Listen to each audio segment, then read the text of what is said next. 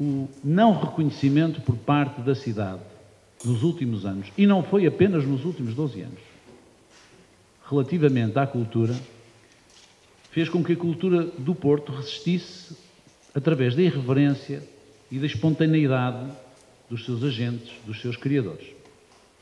E por isso é um facto que demonstra, desde logo, a importância da cultura na cidade do Porto. Chegamos a um fim de um ciclo e vamos começar um novo ciclo. Temos que ter muita prudência, porque se a cultura resistiu ao não reconhecimento, nós podemos ter o risco, ou se a cultura resistiu a esta forma como não foi reconhecida, a cultura, na sua irreverência, pode não resistir se subitamente nós cairmos na tentação do fontismo, de subitamente começarmos a construir desalmadamente para a cultura, quando o Porto tem palcos muito suficientes, tem a falta de conteúdos, tem a falta de interligação.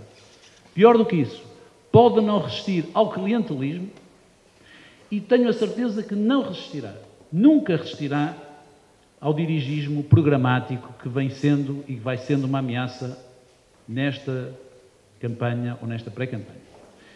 Se isso acontecer, acreditem, o reacionarismo vai voltar. Vão voltar as pessoas a dizer subsídio ou dependência. E então teremos mais uma vez uma fratura. Teremos uma fratura entre as elites e não tem nada a ver com classes sociais, mas tem a ver com pessoas que subitamente apontarão a todos nós o dedo. E isso é uma prudência que devemos ter, principalmente num tempo de enorme carência.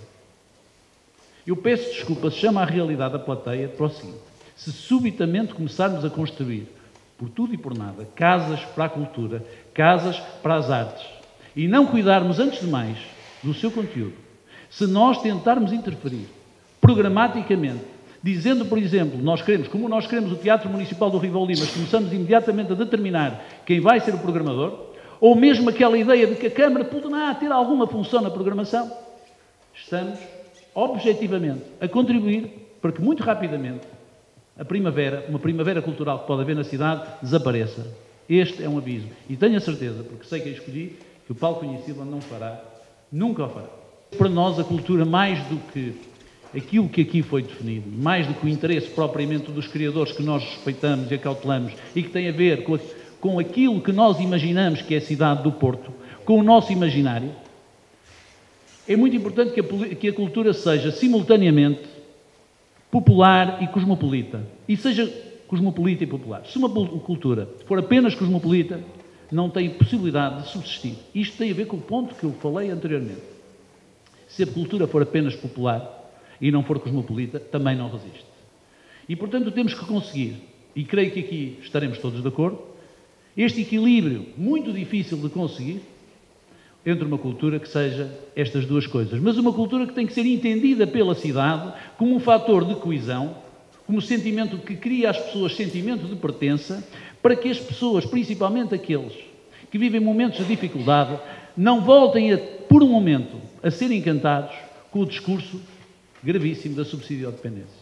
Se as pessoas não entenderem que a cultura é também um fator de coesão social, que é um fator de sentimento de pertença, que é, acima de tudo, um fator diferenciador da cidade do Porto relativamente às cidades de tamanho equivalente na Europa. Se não entender que por aqui vai haver crescimento económico, porque a cultura tem, de facto, um enorme potencial de crescimento económico que não tem sido explorado, nós corremos o risco de, para além deste nosso unanimismo de hoje, o unanimismo não durar muito. Nós não podemos voltar a ter a cidade entrincheirada entre aqueles, e eu estive sempre do lado da cultura, como sabem, no Rivoli, no Coliseu e tudo mais, não podemos ter subitamente esta situação em que nós estamos de um lado da trincheira e do outro lado da trincheira estão aqueles que nos estão a acusar de utilizar dinheiros públicos para coisas que não são de primeira necessidade. Nós temos de ser capazes de explicar às pessoas, para além do período eleitoral, que aquilo que for um investimento justo na cultura é uma condição de dignidade, que a cultura é um bem de primeira necessidade, exatamente porque é aquilo que nos diferencia. É o maior instrumento que esta cidade tem.